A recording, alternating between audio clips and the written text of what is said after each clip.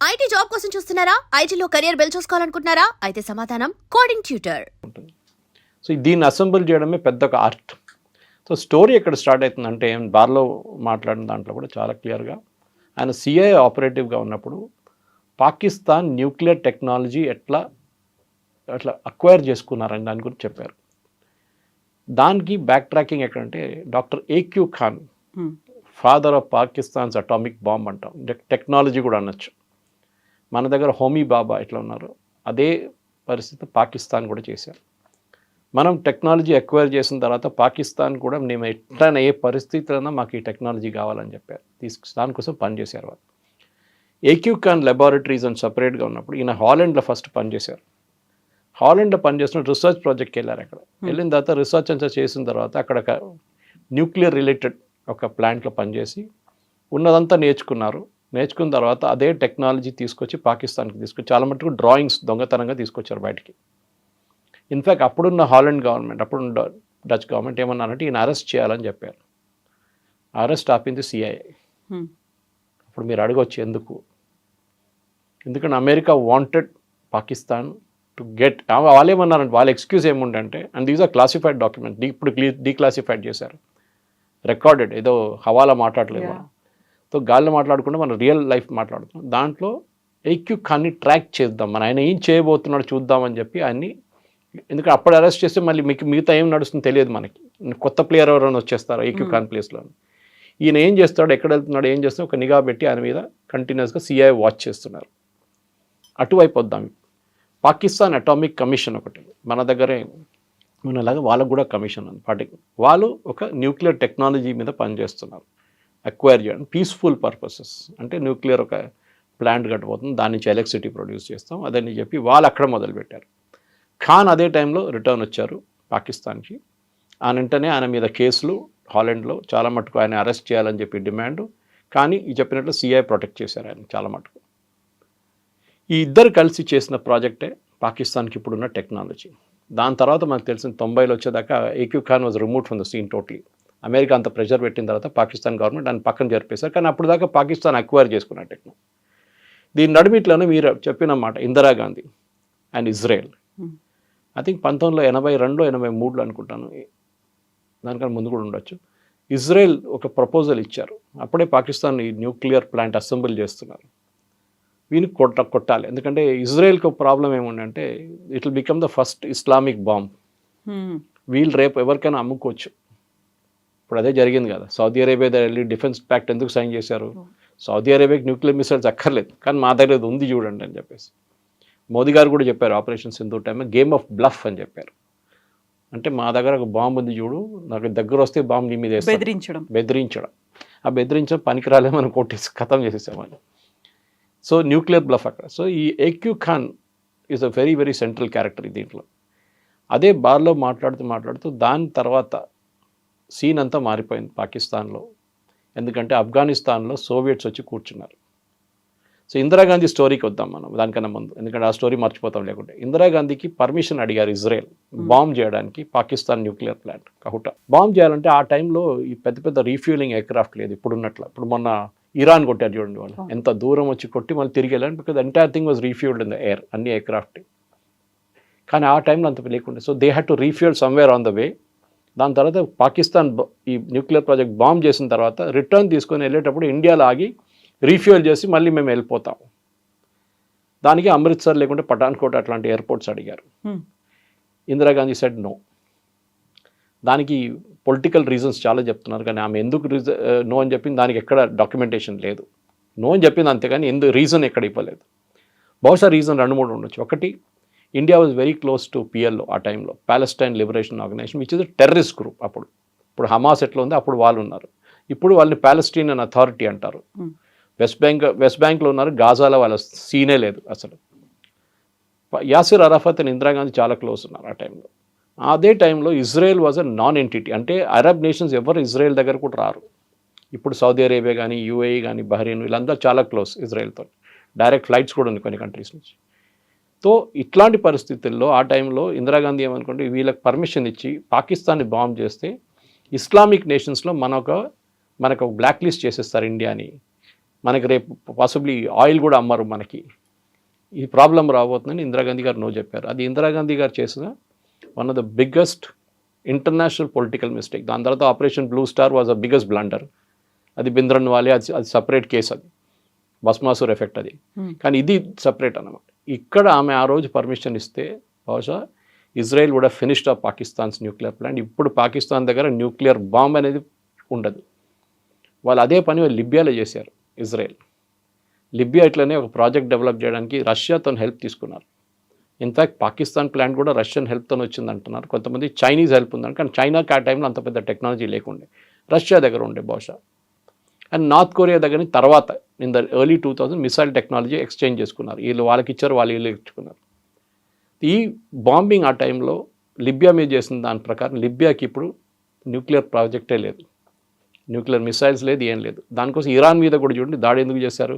They don't want Iran to develop a missile. వాళ్ళ దగ్గర ఉంది కానీ న్యూక్లియర్ మిసైల్స్ లేదు, మిసైల్ టెక్నాలజీ ఉంది వాళ్ళ దగ్గర. దానికి ఆపడానికే చేశారు. ఇరాన్ న్యూక్లియర్ ప్రోగ్రామ్ని కూడా చాలా మటుకు క్రిపుల్ చేసేసారు. సాఫ్ట్వేర్ అటాక్లతోని, సైబర్ అటాక్తోని, ట్రోజన్ అటాక్తోని చాలా మటుకు ఫినిష్ చేసేసారు Israel. So Pakistan was a crucial thing. ఇప్పుడు చూడండి, the only nation, Islamic nation with a bomb అంటారు. ఇప్పుడు అదే పాకిస్తాన్ డెఫినేషన్. వేరెవరి దగ్గర లేదు ఇప్పుడు, అది ఆ టెక్నాలజీ ఎవరి దగ్గర లేదు. సో ఆ టైంలో రిచర్డ్ బార్లో గారు ఏం చెప్తున్నారంటే, అమెరికా రోల్ చూడండి, దీని వెనుక అంతా అమెరికా ఉన్నారు, గేమ్ ఆడుతున్నారు. అమెరికా ఏం చేశారు, రిచర్డ్ బార్లో లాంటి వాళ్ళు ఆ టైంలో సిఐఏలో ఉన్నప్పుడు వీళ్ళు ఏక్యూ ఖాన్ని ఒకటి అసాసినేట్ చేద్దామా లేకుంటే అరెస్ట్ చేయడానికి ట్రై చేశారు. దాన్ని స్టేట్ డిపార్ట్మెంట్ ఆపేశారు. దాని తర్వాత పాకిస్తాన్ ఈ టెక్నాలజీ అక్వైర్ చేసుకున్నప్పుడు దీనికి కొన్ని స్పెసిఫిక్ స్టీల్స్ కావాలంటుంది, కొన్ని స్పెసిఫిక్ స్విచెస్ కావాలంటుంది. ఈ స్టీల్స్ అంతా అమెరికా దగ్గర ఉంది, స్పెషల్ స్టీల్, అది చాలా హార్డ్ అండ్ స్టీల్ ఉంటుంది.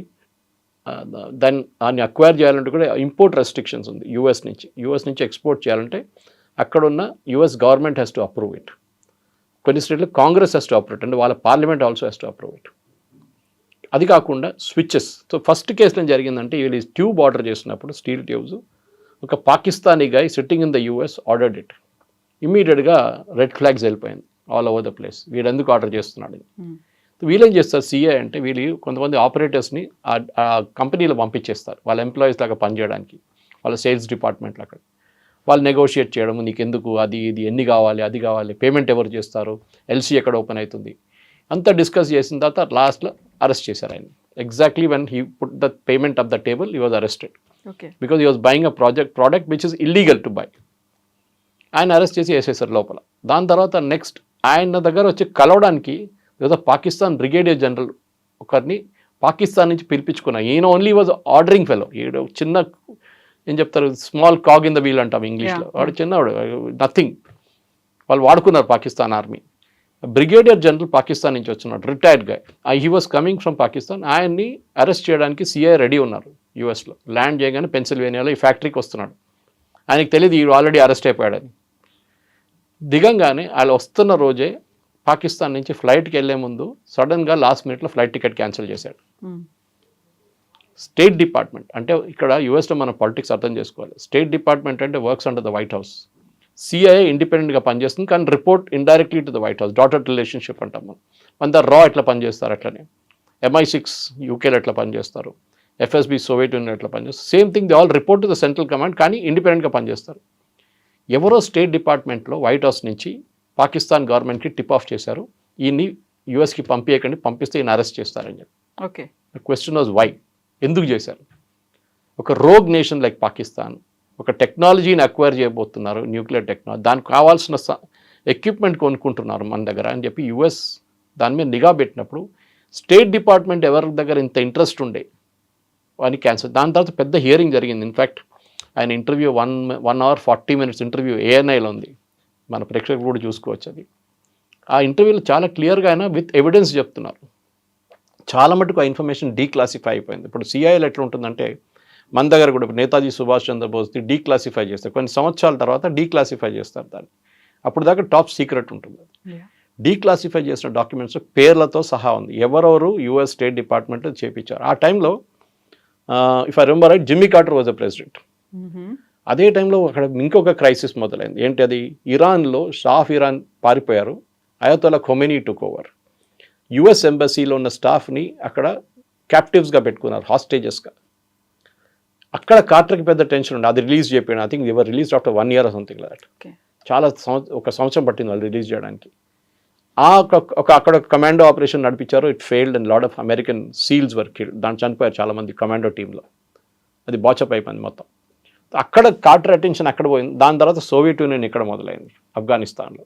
గుల్బుద్దీన్ హెక్మెతియార్, హక్కానీ వీళ్ళందరూ అక్కడ ఫుట్బాల్ ఆడుకున్నారు. రష్యాతో ఆడుకోవడానికి పెట్టుకున్నారు వీళ్ళు. ఈ గేమ్లో పాకిస్తాన్ని ఫండ్ చేయడం చాలా ఇంపార్టెంట్ యూఎస్కి. పాకిస్తాన్ దగ్గర డబ్బులు లేవు, అప్పుడు లేవు, ఇప్పుడు కూడా లేదు.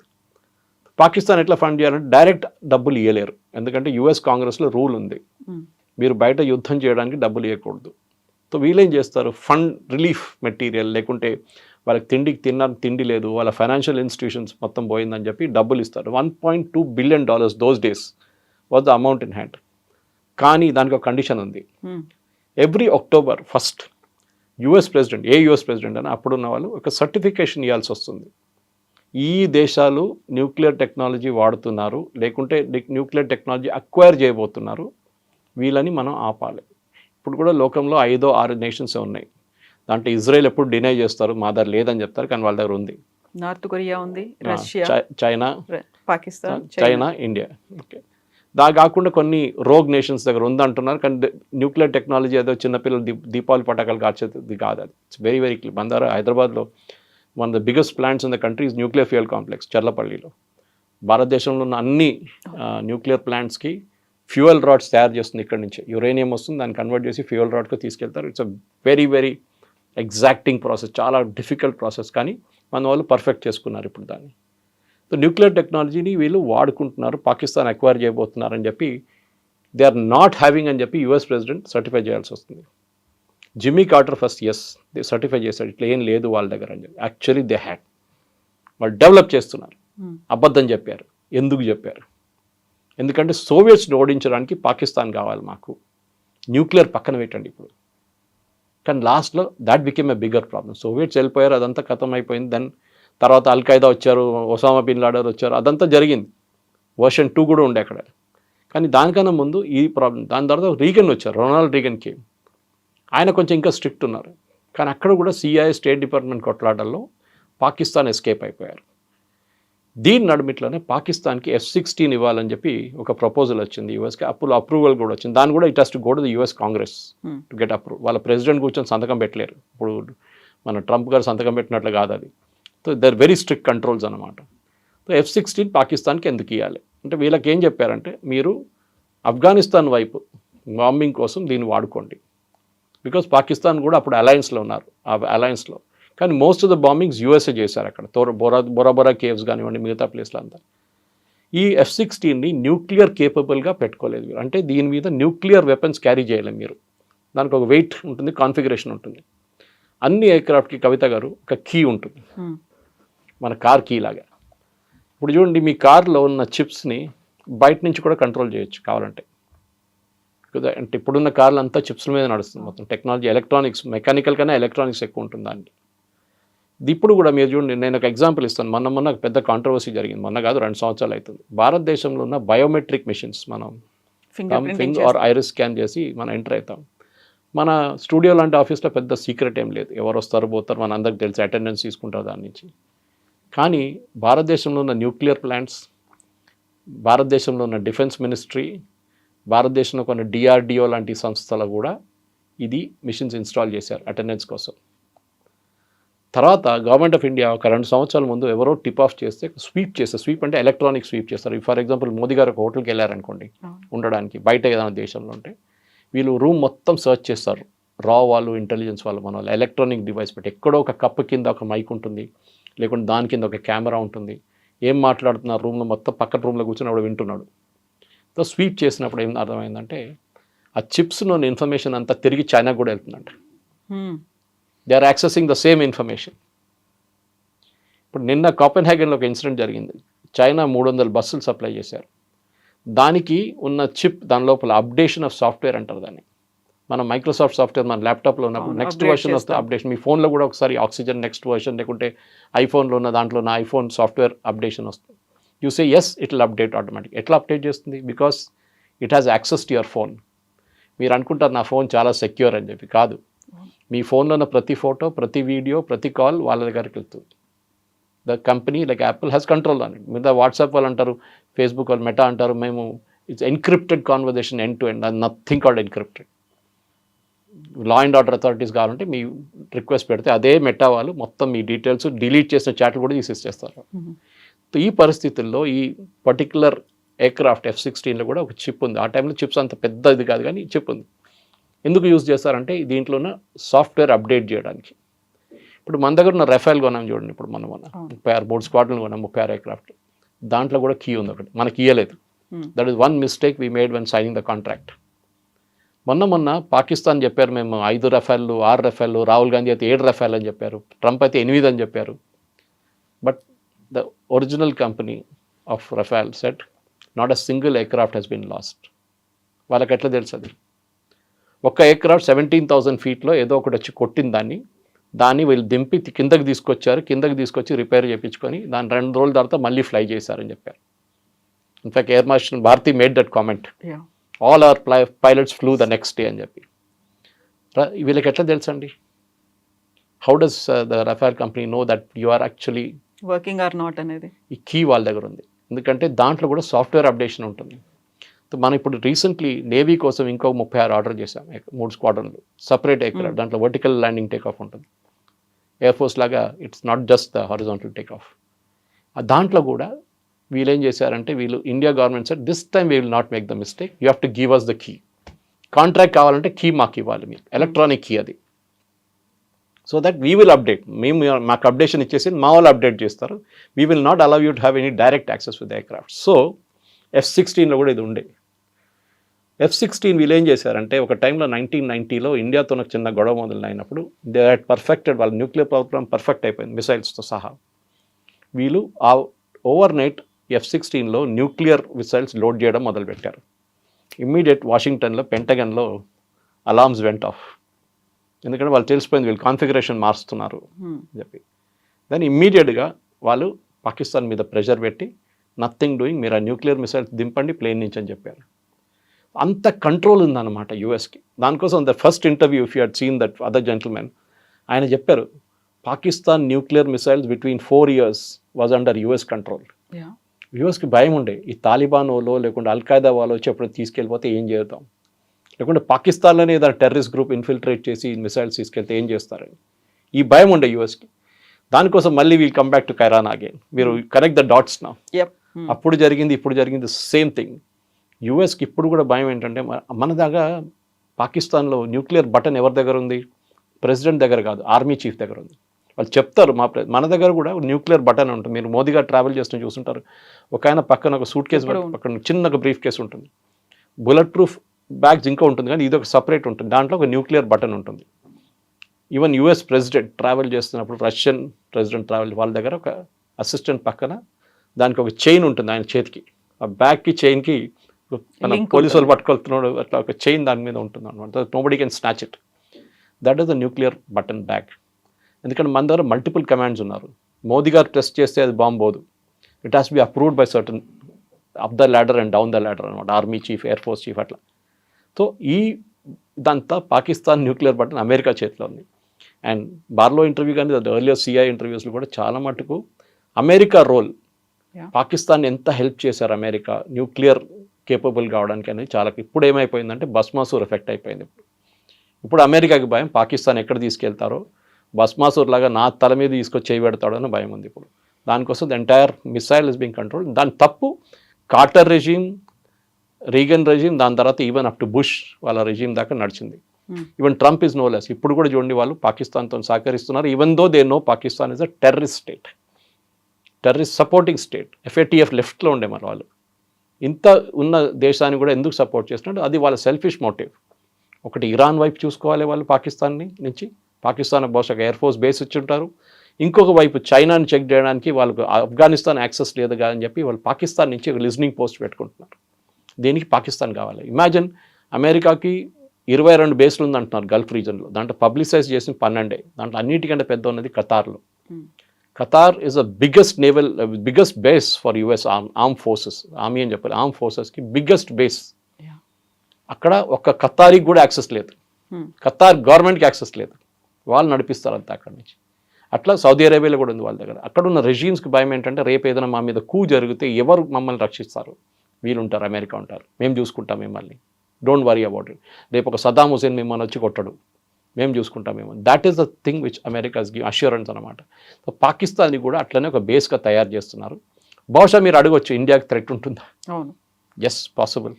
ఇండియా దగ్గర పక్కన మన పాకిస్తాన్ వైపు నుంచి పెట్టుకుంటే they can listen to what we're doing in Pathankot కానివ్వండి, ఉరీ కానివ్వండి, అటువైపు కాశ్మీర్లో ఉన్న ఏదైనా బేసెస్ నుంచి కూడా మనం శ్రీనగర్ కానీ ఎత్తైన కంట్రోల్ చేసి వాళ్ళు వినొచ్చు how many aircraft we have their. Satellite technology ఉందనుకోండి, కానీ listening post is very very important మనకి.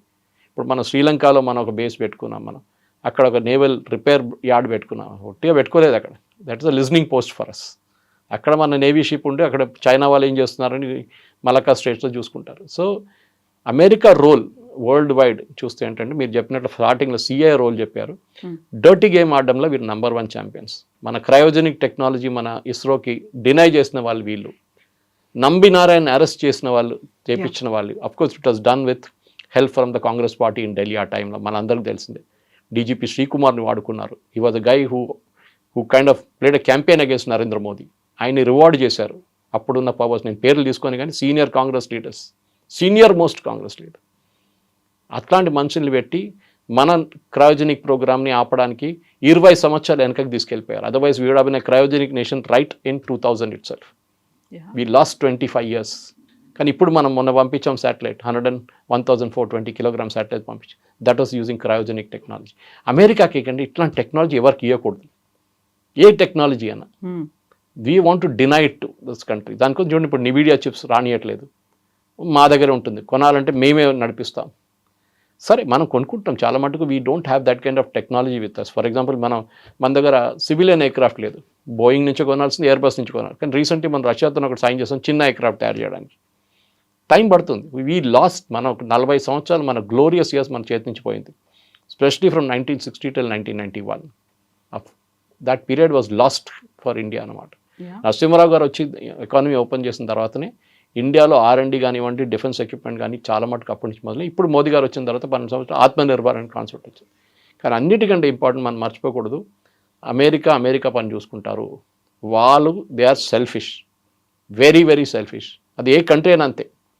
So we should be very very careful. అమెరికాతో డీల్ చేసినప్పుడు కానీ, సోవియట్ యూనియన్తో డీల్ చేసినప్పుడు కానీ, ఈవెన్ పాకిస్తాన్తో డీల్ చేసినప్పుడు. This is a secret of international diplomacy అన్నమాట. ఇప్పుడు మనం going back to Indira Gandhi regime దగ్గరికి వెళ్తే మీరు చెప్పినట్టుగా దానికి సంబంధించినటువంటి రికార్డ్స్ లేదు. ఏదైనా ఇతర దేశాలకు సంబంధించి బయలాటరల్ రిలేషన్స్ కావచ్చు, వాళ్ళ దగ్గర నుంచి ఏదైనా రిక్వెస్ట్ వచ్చింది అనుకున్నప్పుడు మనం డినై చేసామా, యాక్సెప్ట్ చేసామా, ఇవన్నీ కూడా రికార్డ్స్ అనేవి ఉండాలి, క్లాసిఫైడ్స్ రూపంలో ఉండాలి. ఆ టైంలో ఇప్పుడు మనం ఇజ్రాయెల్ అడిగిన హెల్ప్ కోసం పాకిస్తాన్ని కొట్టాలి, న్యూక్లియర్ టెస్టులు చేస్తోంది అనుకున్న దానికి మనం నో చెప్పాం. ఇందిరాగాంధీ సెడ్ నో అనుకున్నప్పుడు ఎందుకు అనేటువంటి రీజన్స్ కావచ్చు, లేకపోతే ఆ తర్వాత జరిగేటువంటి చర్చ, ఇవన్నీ కూడా ఇప్పటిదాకా అసలు అవైలబుల్గా లేవా? మహాత్మా గాంధీని ఫాదర్ ఆఫ్ ద నేషన్ అంటాం కదండి. ఎక్కడైనా రికార్డులో గవర్నమెంట్ ఆఫ్ ఇండియా నోటిఫై చేసింది ఉందండి? లేదు. మొన్న ఎవరో RTA ఫైల్ చేశారు. ఎగ్జాక్ట్లీ. అట్లా మా దగ్గర ఏ రికార్డ్ లేదని చెప్పారు. There's no such record. Surgical strikes detail కావాలని చెప్పి ఎవడో RTA పెడితే మా దగ్గర ఏం రికార్డ్ లేదని చెప్పారు army. Certain information are classified. Cabinet meetings for example, Indira Gandhi టైంలో మిట్రాకిన్ ఆర్కైవ్స్ అని చెప్పి ఒక పెద్ద ఎక్స్పోజే ఉండే. KGB spy called Mitrokhin. ఆయన్ని మీరు టాష్కెంట్ ఫైల్స్ చూస్తారు, ఆ సినిమా చూపించారు ఆయన్ని. He walked away into the British embassy. చాలా 2 పెద్ద సూట్ కేసు నింపి, KGB టాప్ ఏజెంట్. ఆయన ఇచ్చిన ఇన్ఫర్మేషన్ రష్యా గురించి చాలా వాల్యుబుల్ ఉండే, యూఎస్కి కానీ యూకేకి కానీ మిగతా నేషన్స్ ఆ టైంలో, కోల్డ్ వార్ ఎరాలు. ఈ సీక్రెట్స్ అనేది ఇంగ్లీష్లో చెప్తా, you carry your secrets to the grave అని. అంతే అంతే. యూ డోంట్, ఫర్ ఎగ్జాంపుల్ రాలో పనిచేస్తున్న వాళ్ళ ఇంట్లో కూడా చెప్పరు ఎక్కడ పనిచేస్తున్నారని. You will never see except for the director of రా రీసెర్చ్ అండ్ అనాలిసిస్ వింగ్. మన దగ్గర చాలామంది దాంట్లో డెప్యుటేషన్లో ఆర్మీ నుంచి, సెంట్రల్ ఫోర్సెస్ నుంచి వస్తారు, ఇంటెలిజెన్స్ నుంచి వస్తారు, మిగతా దేశాలు వెళ్ళి పనిచేస్తారు వాళ్ళు. హమీద్ అన్సారీ వైస్ ప్రెసిడెంట్ ఉన్నప్పుడు, before that when he was in the Gulf state as an ambassador, ఈయన మన రా ఏజెంట్స్ని ఎక్స్పోజ్ చేశారు చాలామందిని. వాళ్ళ కవర్ బ్లో చేసేసారు, కావాలని చెప్పి చేశారు. దానికి రివార్డ్ ఆయనకి వైస్ ప్రెసిడెంట్ ఇచ్చారు, సోనియా గాంధీ. ఆయన వాళ్ళ పేర్లు తీసుకొని అక్కడ ఉన్న కంట్రీస్ చెప్పారు ఈ రా ఏజెంట్ అని చెప్పి, ఇండియన్ రా ఏజెంట్ అంటే అంతే. మన దగ్గర 12 మందిని చంపేశారు వాళ్ళు. అది సౌదీ అరేబియా ఉండొచ్చు, యుఏఈ ఉండొచ్చు, బహ్రెయిన్ ఉండొచ్చు, ఖతార్ ఉండొచ్చు, ఎక్కడ ఆల్ ద గల్ఫ్ కంట్రీస్లోనే రా ఏజెంట్స్ ఫినిష్డ్. వాళ్ళకి మెడల్స్ లేదు, ఏం లేదు. ఆలోచించండి. Because this guide it's another separate story. అది ఇట్స్ క్లాసిఫైడ్, కానీ it is very open now. ఆయన చేసిన రోల్ హమీద్ అన్సారీ చేసిన ఇట్ ఇస్ ట్రీజన్, కంట్రీతో చేసిన ట్రీజన్ అది. సో ఆ రోల్లో కూడా మీరు అడిగిన ప్రశ్నకి సీక్రెట్స్ ఉంటుందంటే ఉంటుంది, కానీ కొన్ని సీక్రెట్స్ చెప్పారు. ఇప్పుడు మనం కూడా మీడియాలో ఉన్నప్పుడు చాలా మటుకు మనకు వచ్చే ఇన్ఫర్మేషన్ సోర్సెస్ అని చెప్తాం. మనం we'll never disclose who the sources are. నా దగ్గర కొన్ని డిబేట్స్ కొంతమంది అంటే సురేష్ గారు ఇదంతా చెప్పేస్తున్నారు ఓపెన్ పబ్లిక్లో అంటే, నాకు పబ్లిక్లో ఉన్న ఇన్ఫర్మేషనే నేను చెప్తున్నాను. దానికి అక్కడ వెళ్ళి ఒక 10 ఫీట్ ముందు కూడా వెళ్ళట్లేదు, నేను అక్కడే ఆపేస్తున్నాను నా ఇన్ఫర్మేషన్. ఇదంతా ఆన్ రికార్డ్ ఉన్నది.